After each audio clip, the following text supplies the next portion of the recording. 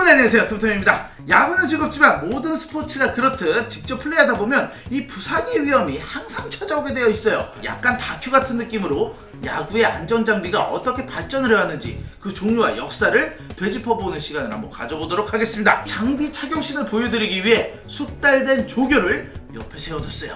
차렷! 경례! 충성! 야구 한 번쯤 해보신 분들은 야구공에 분명히 한 대 정도는 맞아보셨을 거예요. 진짜 이 억소리가 나올 정도로 엄청나게 아픈데 우리 효신대장이도 타석에 들어서면 제법 얻어맞고 막 그렇습니다. 살쪄서 그런가? 엉덩이로 맞으면 뭐 그래도 좀 견딜만 합니다. 하지만 이 투수가 던진 공이 만약 머리에 직격했다 이러면 이야기가 완전히 달라지는 거예요. 프로 선수가 던지는 공은 약 1톤 가까운 충격량을 담고 있기 때문에 보호구 없이 맞는다면 최소 내진탕, 심하게는 이 사망으로 이어질 확률이 굉장히 높습니다. 실제로 1920년 미국 메이저리그의 레이 체프먼이라는 선수는 이 투수가 던진 공에 여기 왼쪽 관자놀이에 공을 맞아가지고 두개골 골절로 사망하는 사건이 있었어요. 그때만 해도 헬멧을 잘 안 썼대요. 1937년 메이저리그 명예의 전당에 올라가 있는 미키 코그레인이 상대 투수의 공에 이 머리를 강타당하고 뇌진탕으로 쓰러지는 일이 있었어요. 이러한 안타까운 사건으로 인해 헬멧을 써야 한다는 인식이 생겨 타석에서 헬멧을 착용하게 되었다고 합니다. 최초의 헬멧은 천으로 만들어졌었다고 해요. 자, 조교 앞으로 한 발짝 앞으로 허이! 뾰로롱. 자, 이게 바로 최초의 헬멧입니다. 써보니까 어때? 네, 되게 불편한데. 모양새도 모양새인데 이건 뭐 그야말로 없는 것보다는 조금 나은 수준이라고 할 수가 있겠죠. 때문에 당시에도 이 보호력이 떨어지고 착용하기에도 불편한 이 헬멧의 업그레이드 버전이 나오게 되는데, 전에는 이 귀의 주변을 가려주는 플랩이라는 부분이 없었는데 1964년에 이어 플랩 헬멧이 출시되었습니다. 바로 이렇게 생겼죠. 슉! 자, 어떤 것 같아요? 아까보다는 훨씬 더 편한데 근데 이거 약간 쾌쾌한 냄새 나는데 언제 판 거예요? 쓰고 있어도 되나? 1960년대 중후반에는 토니 코니글리아라는 선수가 왼쪽 눈에 공을 맞으면서 이어플랩 헬멧을 사용해야 한다는 인식이 생기게 되면서 이 의무화가 되었다고 합니다. 시간이 더 흘러서 약 한 2000년대쯤부터는 턱까지 이 플랩을 늘린 검투사 헬멧이 바야흐로 등장하게 되었고 극단적인 사고가 일어나는 상황이 많이 줄어들게 되었습니다. 효신대장 위치로! 이게 바로 검투사 헬멧이죠. 어떤 것 같아? 아까보다는 뭔가 안전한 것 같긴 한데 뭔가 시야 이렇게 가리는 것도 있고 뭔가 여기에서 약간 냄새가 헬멧을 빨아 쓰지 않아서 그렇습니다. 빨면 되는 문제죠.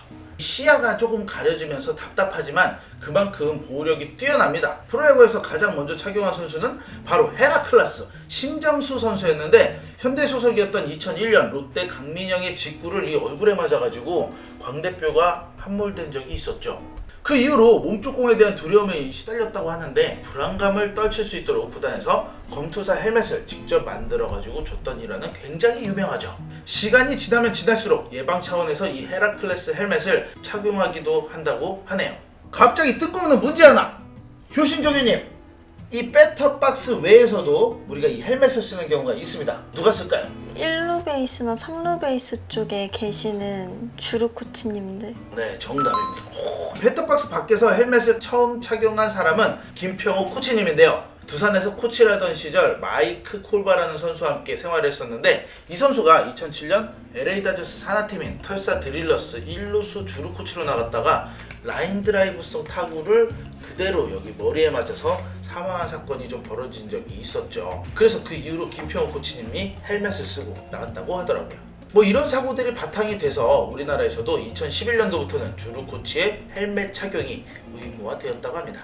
효신조교님! 또 있습니다. 헬멧을 쓰는 경우가 또 있어요. 포수? 맞습니다. 포수가 또 헬멧을 씁니다. 지난번에 저희가 야용사에서 효신대장이와 함께 쇼핑 라이브 방송을 한 적이 있었는데 그때 보호구로 막 착용을 했었어요.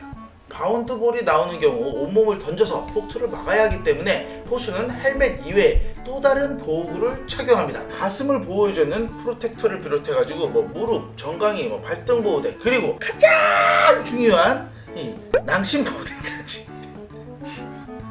먼저 가슴을 보여주는 프로텍터는 1878년도에 대비해 메이저리그에서 활약했던 포수 찰스 베넷의 아내가 남편의 이 몸을 보호하기 위해서 고안해낸 것이라고 하더라고요. 이거 거의 심청이에요. 평강공주가 맞지 않아요?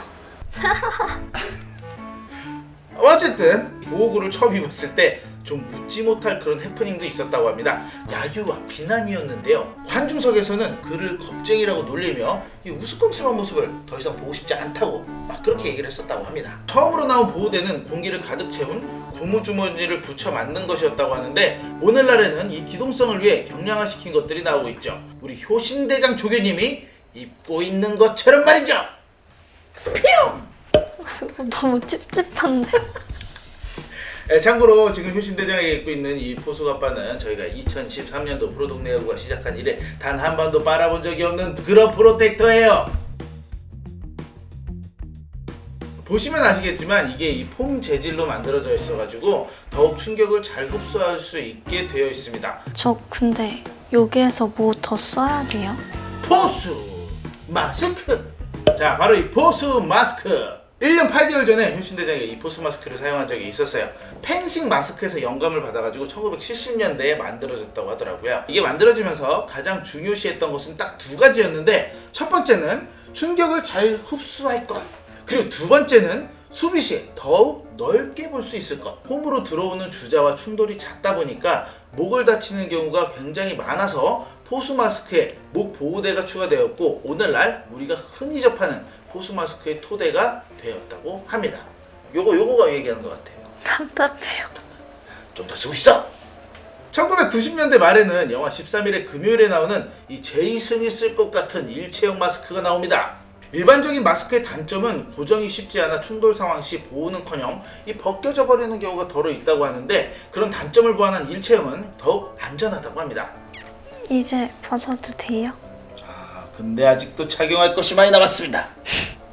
바로 타자들의 보호대. 프로야구의 경우에는 팔꿈치 보호대가 거의 필수처럼 선수들이 착용을 하고 있는데, 다리 보호대까지 착용하는 선수들도 있습니다. 다 안전을 위해서죠. 오히려 메이저리그에서는 두려울 것이 없다, 그런 자신감을 드러내기 위해서 보호대 착용을 하지 않는다고 합니다. 그래도 너무 위험한 거 아니에요? 맞아보니까 되게 아프던데. 그래서 제가 메이저리그를 가지 않습니다. 그 외에도 장갑 같은 경우에는 크게 타격, 수비, 주루용 장갑이 있는데요. 적극적으로 베이스 러닝을 하는 주자들은 항상 이 손가락의 부상을 조심하게 되죠. 이를 방지하고자 개발된 장갑이 바로 엄지장갑입니다.